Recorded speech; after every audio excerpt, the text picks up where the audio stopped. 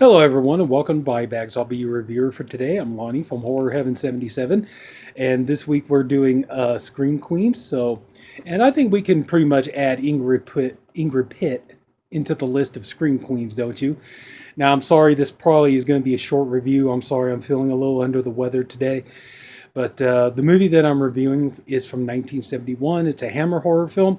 And you could tell this is at the point where Hammer was starting to put more nudity into their movies, put more violence into their movies.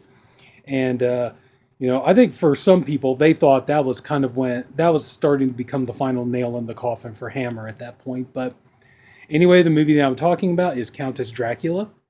It's loosely based on the story of Elizabeth Bathory, the Blood Countess, and the movie stars Ingrid Pitt as Countess Elizabeth. Sorry, sorry. Anyway, in the story, she plays Countess Elizabeth, and at the beginning of the movie, she's at the reading of the will of her husband, and she's very heavily caked in makeup. And honestly, when I was looking at it, it reminded me a lot of the Leech Woman. I think because also too the whole blood thing enters into it and stuff. But um, yeah, just kind of the same look that Ingrid Pitt had made up as the old woman. Kind of looks the same way that Colleen Gray did as the Leech Woman. Well, anyway, so she's at the reading of the will of her husband, and then they're telling that the estate, everything's being divided up. This to the servants, this to somebody, this to and then basically what's left is split between her and her daughter Alona. Well, of course, so she's not very happy about this, and so uh, you know, by accident, she gets a little bit of blood on her cheek, and she wipes it off, and then she notices that the spot here, all the wrinkles, everything are gone, and so she decides, hey, wait a minute, I want to give this thing a try, and so she ends up bathing in the blood of a woman, and pretty much her whole youthful appearance comes back. She looks the way Ingrid Pitt did back then. As a matter of fact, I think like right there, you could see her.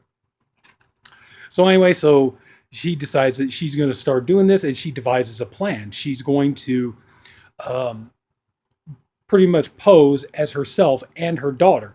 Well, it turns out that her daughter is en route to come to to the castle so that she can partake in the will and everything else. Well, Elizabeth decides to get her steward to hijack her daughter and basically kind of keep her kidnapped and in the woods so that she'll be out of the way and don't have to deal with her. Well, so that happens, and so so when she's the old woman, she counts as Elizabeth, and so when she's the young woman, she's Alona, and then a lot of drama ensues because it turns out that the steward is in love with Elizabeth, but Elizabeth, when turns out there's a young man that she wants to be with, and she decides that she's going to marry him and everything. And when she's the young, the Ingrid Pitt young, um, the guy is completely smitten with her, and he just head over heels in love with her, wants to be with her and stuff. And so she continues to bathe in the blood, but we find out there's a little bit of trial and error, and that her historian Fabio, he discovers that, and the only reason he discovers this really is because they're about to kill him, and he doesn't want to get killed.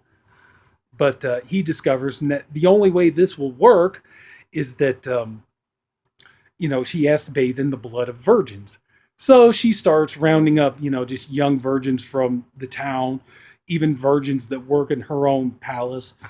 And she starts killing them, bathing in their blood, things like that. The daughter, meanwhile, the daughter Alona keeps trying to escape.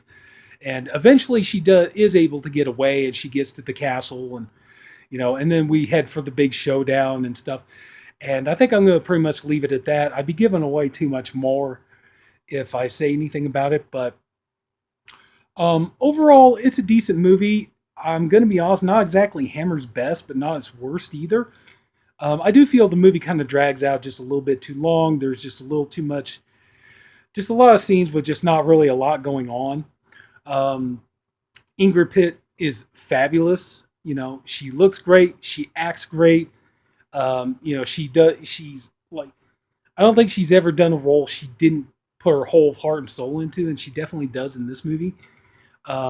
She does have something of a sympathy to her, but at the same time, she's very, very cold and callous, and I think she just does a great job. She looks great. Not much else I can say about that, but I would definitely say, yeah, if you're interested, if you like Ingrid Pitt, it's definitely one for the Ingrid Pitt collection. I would say probably not as fun to watch as her performance in, like, say, The Vampire Lovers, but still pretty good.